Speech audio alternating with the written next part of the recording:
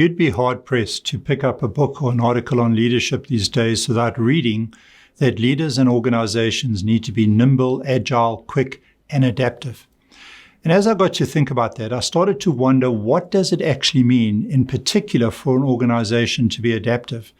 And some of the books I read had some helpful how-tos, but there was nothing really robust to satisfy my curiosity as to what does a truly adaptive organization look like.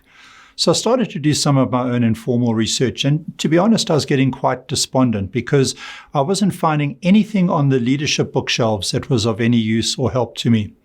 And quite by accident, I stumbled across a white paper written by two marine biologists by the name of Gundelson and Holling. And their white paper was titled The Adaptability of Coral Reefs in the Pacific. Now, ordinarily, that would be dismissed straight away. What does coral reefs in the Pacific have to do with an organization? But I do a lot of scuba. I enjoy the ocean. And so I started reading it more out of a sense of personal curiosity, not for 1 minute expecting I'd find anything of value. And I guess I had what you can only describe as one of a serendipitous experience. Serendipity is that beautiful English word of finding hidden treasure in an unexpected place, because embedded in these gentlemen's research was a blueprint for how to build adaptive intelligence. I love it for three reasons. One, it's based on evolutionary biology. Had I been smarter, I would have started looking there at the get-go. Why? Because the word adaptability comes out of evolutionary biology. And so I was looking in all the wrong places. So I love it because it's based on solid research. I love it, secondly, because it's applicable at both a personal and a collective level. And thirdly, because it's so practical. So let me explain to you the DNA of adaptive intelligence based on their research as they identify 4 key characteristics of what it takes to be adaptively intelligent. Characteristic number 1, learning to live with change and uncertainty. This starts off at a very personal level, doesn't it? Because we're all wired differently. Some people naturally embrace change and uncertainty, and for others, it's a far harder thing to embrace. But we live in a world of change and uncertainty. And so starting the journey at a very personal level and asking oneself, how comfortable are you with change and uncertainty, is perhaps a start to a journey that can lead to some marvelous places. Characteristic number 2 in adaptive intelligence, the ability to invite learning. I'm passionate around this subject because so many leaders that I engage with, to be honest, have stopped learning. Learning is good for everybody else in the organization except them. And if you want to be a truly adaptive leader, learning is a non-negotiable. You are facing more and more of what is called adaptive challenges. And an adaptive challenge, experience doesn't help you very much at all. You've got to learn both in the diagnosis of the problem itself and certainly when it comes to the solution. And so learning becomes fundamental to an organization or an individual if they truly want to be adaptive. Characteristic number 3, we need to activate difference. Here's why this is such a tremendous part of adaptive intelligence.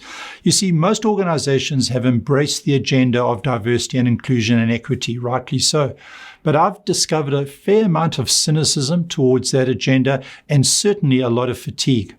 But if I went to any leadership team anywhere in the world and said, do you want to be more adaptive?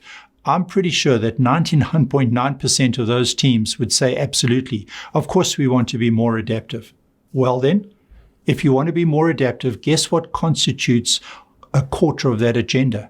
Activating difference. And so what this does is it gives this very important subject of diversity and inclusion and equity a completely different springboard from which to engage in the subject.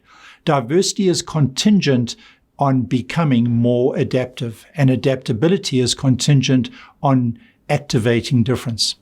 The 4th key characteristic is simply giving control. Well, simple is a little bit of a misnomer because it's not simple in the organizations that we've built around empowering others and giving true autonomy and control to others. But the research shows that in order to be an adaptive system, you really do have to relinquish control.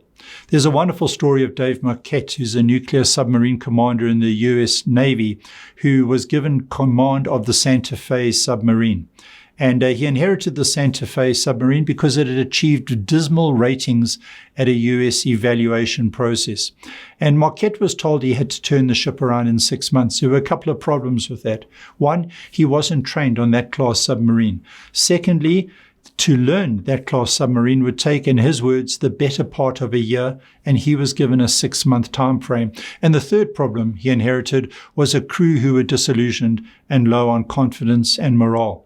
And essentially what Marquette did is he said, I put 2 building blocks in place. Building block number 1, the crew had to understand the purpose and the mission of being on that submarine. The second building block he put in place was building the morale and confidence of the troops, of the crew. And he said, when those 2 building blocks were in place, I stepped back and relinquished control. He led by what he called intent. He said, if you came down onto my submarine, you wouldn't have known who the commander was.